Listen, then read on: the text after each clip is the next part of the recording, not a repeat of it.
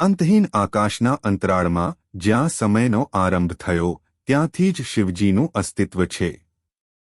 તેઓ માત્ર દેવ નથી, તેઓ પોતે અનંત બ્રહ્માંડ છે. શિવ એટલે શૂન્ય પણ, શિવ એટલે પૂર્ણતા પણ.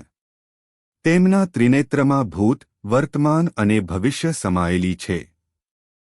હિન્દુ શાસ્ત્રોમાં વર્ણવાયું છે કે બ્રહ્માંડની રચના, પાલન અને સંહારનો ચક્ર તેમના ઇશારામાં જ ગતિ પામે છે. તેઓ જ સર્જનહાર, સંહારક અને મુક્તિદાતા છે. પરંતુ તેમના અનંત રૂપ વચ્ચે એક અત્યંત સરસ, અત્યંત સરળ અને અત્યંત ભોળું સ્વરૂપ પણ છે, ભોળેનાથનું સ્વરૂપ. ભગવાન શિવને ભોળેનાથ કેમ કહેવામાં આવે છે તેનો એક વિશાળ અર્થ છે. તેઓ એવા દેવતા છે જેમને પ્રસન્ન કરવા માટે ભક્તને વૈભવી પૂજાઓ, ભવ્ય યજ્ઞો કે જટિલ વિધિઓ કરવાની જરૂર નથી. તેઓ ભક્તના હૃદયમાં ઊંડે છુપાયેલી લાગણીને અનુભવે છે. એક ફૂલ, એક બેલપત્ર, એક ટીપું જળ અને એક નિષ્ઠાવાન પ્રાર્થના એટલું પૂરતું છે. તેઓ સરળતાથી પ્રસન્ન થાય છે, પરંતુ સાથે જ તેઓ હૃદયની નિષ્ઠા, શુદ્ધતા અને સત્યનિષ્ઠા પણ જોતા હોય છે. હિન્દુ શાસ્ત્રોમાં, ખાસ કરીને શિવપુરાણ અને લિંગ પુરાણમાં, એક ગુપ્ત સંદેશ વારંવાર આપવામાં આવે છે કે જો ભક્ત એક ખાસ કાર્ય ભક્તિપૂર્વક કરે તો શિવજી 101% પ્રસન્ન થાય છે. એ ખાસ કાર્ય શું છે? તે કાર્ય છે એકાગ્ર ચિત્તે અને પવિત્ર હૃદયથી રોજ સવારે ઓમ નમઃ શિવાય મંત્રનો જાપ કરવો. આ પંચાક્ષરી મંત્ર અત્યંત શક્તિશાળી છે. 5 અક્ષરો ન, મ, શિ, વા, ય માત્ર ઉચ્ચાર નથી, તે બ્રહ્માંડના 5 તત્વોનું પ્રતિનિધિત્વ કરે છે: ભૂમિ, જળ, અગ્નિ, વાયુ અને આકાશ. જ્યારે આ મંત્ર ભક્તિપૂર્વક જપાય છે, ત્યારે મન અને પ્રાણની ઊર્જા સંતુલિત થાય છે, ચિંતાઓ વિલય પામે છે અને આત્માની અંદર એક અનોખી શાંતિ જન્મે છે. પુરાણોમાં વર્ણવ્યું છે કે આ જાપ એ બ્રહ્માંડ સાથે જોડાવાનું દ્વાર છે. શિવપુરાણમાં લખ્યું છે કે શ્રાવણ મહિનાના પ્રભાત સમયે, ખાસ કરીને સોમવારના દિવસે, જો ભક્ત એકાગ્રતાથી 108 વાર આ મંત્રનો જાપ કરે અને શિવલિંગ પર જળાભિષેક કરે, તો તેના જીવનના દરેક અવરોધો, દરિદ્રતા, દુઃખ અને અડચણો દૂર થઈ જાય છે. શિવજી ભક્તના હૃદયની ધડકન સાંભળે છે. તેઓ દાનની માત્રા નથી જોતા, તેઓ ભક્તિના ગુણને જુએ છે. પણ માત્ર મંત્રજાપ પૂરતો નથી, તેને સાથે એક ગુપ્ત ક્રિયા પણ કરવી પડે છે, જે પુરાણોમાં વિગતે સમજાવવામાં આવી છે. તે છે શિવલિંગ પર ગંગાજળ, કાચું દૂધ, મધ, ઘી અને બેલપત્ર અર્પણ કરવું. પ્રત્યેક અર્પણ કરેલી વસ્તુનો એક આધ્યાત્મિક અર્થ છે. ગંગાજળ આત્માને પવિત્ર કરે છે, દૂધ મનને શાંત કરે છે, મધ સંબંધોમાં મીઠાશ ભરે છે, ઘી જ્ઞાનનો પ્રકાશ આપે છે અને બેલપત્ર અડગ ભક્તિનું પ્રતીક છે. જ્યારે આ અર્પણ શ્રદ્ધા અને ભક્તિપૂર્વક કરવામાં આવે છે, ત્યારે શિવજીની કૃપા હજારો ગણો વધી જાય છે. શિવજી માત્ર એક દેવતા નથી, તેઓ કરુણાસાગર છે. તેઓ ભક્તના શબ્દો નહીં, પરંતુ ભક્તના ભાવોને વાંચે છે. એક પ્રાચીન કથા છે, જેમાં એક ગરીબ ભક્ત દર સવાર શિવલિંગ પર માત્ર એક બેલપત્ર અર્પણ કરતો હતો. વર્ષો સુધી ભક્તિ ચાલુ રહી.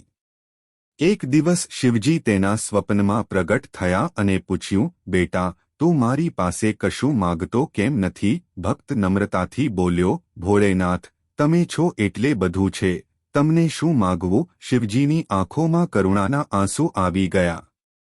તેમણે કહ્યું, તારી ભક્તિ જ તારો સર્વોચ્ચ પુરસ્કાર બની ગઈ. પછી તે ભક્તના જીવનમાં ચમત્કારો થયા, દરિદ્રતા દૂર થઈ, બીમારીઓ દૂર થઈ અને સુખ, શાંતિ, સમૃદ્ધિ વરસવા લાગી. શિવજીનો આશીર્વાદ મેળવવા માટે સૌથી મોટું હથિયાર છે વિશ્વાસ. જો ભક્તના મનમાં સંશય હોય, જો તે ફક્ત ભૌતિક લાભ માટે ભક્તિ કરે, તો શિવજી પ્રસન્ન થતા નથી. ભક્તિમાં શુદ્ધતા અને સમર્પણ બંને જરૂરી છે. જો તમે સંપૂર્ણ વિશ્વાસ સાથે, રોજે રોજ પ્રભાત સમયે ઓમ નમઃ શિવાય મંત્ર જપશો અને સાથે જળાભિષેક કરશો તો જીવનમાં અણધાર્યા પરિવર્તનો આવશે. શિવપુરાણમાં કહેવામાં આવ્યું છે કે જે ભક્ત શ્રદ્ધાથી ભોળેનાથનું સ્મરણ કરે છે તેના જીવનમાંથી નકારાત્મક શક્તિઓ દૂર થઈ જાય છે. આત્મા શુદ્ધ બને છે, ચિંતાઓ ઓગળી જાય છે અને મનમાં એક અનોખી ઊર્જા જન્મે છે. શિવજી ભક્તના દુઃખને પોતાના દુઃખ સમાન માને છે અને તેને દૂર કરવા માટે પોતે પ્રયત્ન કરે છે. હિમાલયની ગોદમાં આવેલું એક નાનું ગામ હતું, કૈલાસપુર. ગામ નાનું હતું, પણ તેની એક વિશેષતા હતી. ગામના મધ્યમાં એક પ્રાચીન શિવમંદિર હતું, જેને લોકો મહાકાલેશ્વર કહેતા. કહેવાતું હતું કે આ મંદિરમાં સ્થાપિત શિવલિંગ પર પોતાના હૃદયની પ્રાર્થના અર્પણ કરનાર ભક્તની દરેક ઈચ્છા પૂરી થાય છે. ગામના લોકો ભોળેનાથમાં અડગ શ્રદ્ધા રાખતા અને દરરોજ મંદિરની ઘંટીઓના સ્વરથી આખું ગામ ગુંજતું રહેતું. તે ગામમાં એક ગરીબ યુવાન રહેતો હતો, નામ હતું ગૌરવ. ગૌરવ અનાથ હતો, બાળપણથી જ કઠિન પરિસ્થિતિઓમાં જીવન જીવતો. દિવસ દરમિયાન મજૂરી કરીને તે પોતાનું જીવન ચલાવતો, પણ મનમાં એક જ ઈચ્છા રાખતો, મને જીવનમાં સુખ, શાંતિ અને સંતોષ જોઈએ. ગૌરવ ઘણી વાર શિવમંદિર પાસે બેસી શિવલિંગને જોઈને આંખો બંધ કરતો અને મનમાં પ્રાર્થના કરતો. એક દિવસ મંદિરમાં એક વૃદ્ધ સાધુ આવ્યા. તેમના વાળ સફેદ, શરીર દુર્બળ, પણ આંખોમાં અજોડ તેજ હતું. સાધુ શિવલિંગ સામે બેસીને લાંબા સમય સુધી ધ્યાનમાં લીન રહ્યા. ધ્યાન પૂરું કરીને તેઓ ગૌરવ પાસે આવ્યા અને સ્મિત કરીને બોલ્યા, બેટા, તારા હૃદયમાં ઘણા પ્રશ્નો છે, નહીં? ગૌરવ આશ્ચર્યમાં પડી ગયો. તેણે માથું નમાવીને કહ્યું, બાબા, મારા જીવનમાં ઘણું દુઃખ છે. હું ઘણો પ્રયત્ન કરું છું, પણ કંઈ સારું થતું નથી.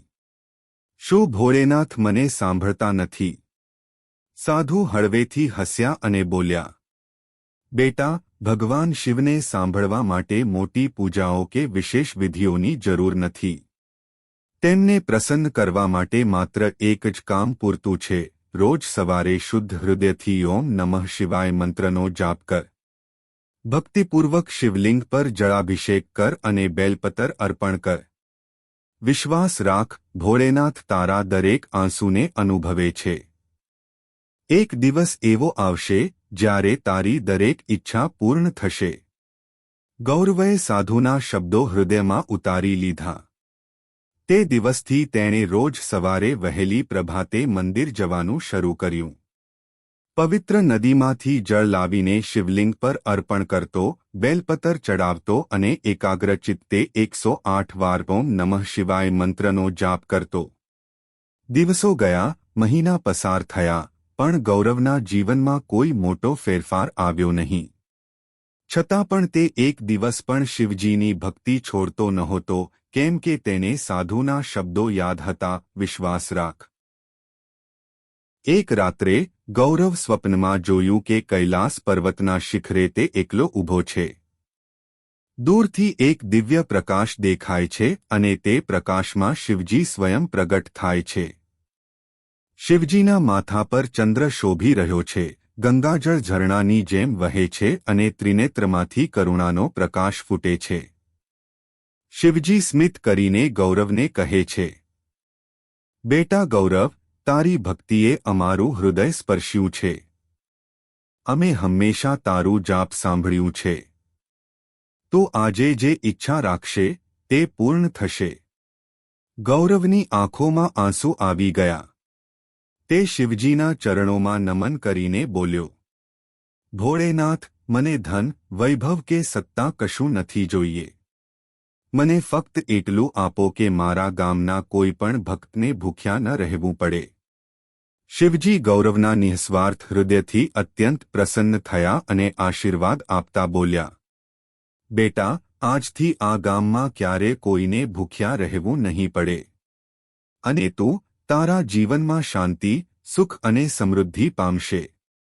સવાર પડી, ગૌરવ જાગ્યો અને બહાર નીકળ્યો, તો તેણે જોયું કે ગામમાં એક નદી વહેવા લાગી છે, જેના પાણીમાંથી ચમકતી સોનાની વાળું વહેતી હતી. તે દિવસથી ગામમાં દરિદ્રતા નાશ પામી, સુખશાંતિ વરસી અને ગૌરવનું જીવન બદલાઈ ગયું. આ વાર્તા આપણને એક જ વાત શીખવે છે: શિવજીને પ્રસન્ન કરવા માટે ભક્તિ, વિશ્વાસ અને એકાગ્ર ચિત્ત જ સૌથી મોટા હથિયાર છે. ભોળેનાથને વૈભવ, યજ્ઞો કે મોટા દાનોની જરૂર નથી. તેઓને ફક્ત શુદ્ધ હૃદય જોઈએ. જો તમે રોજે ભક્તિપૂર્વક ઓમ નમઃ શિવાય મંત્ર જાપશો, જળાભિષેક કરશો અને શિવજી પર વિશ્વાસ રાખશો, તો તમે જે ઈચ્છો તે 101% પૂર્ણ થશે.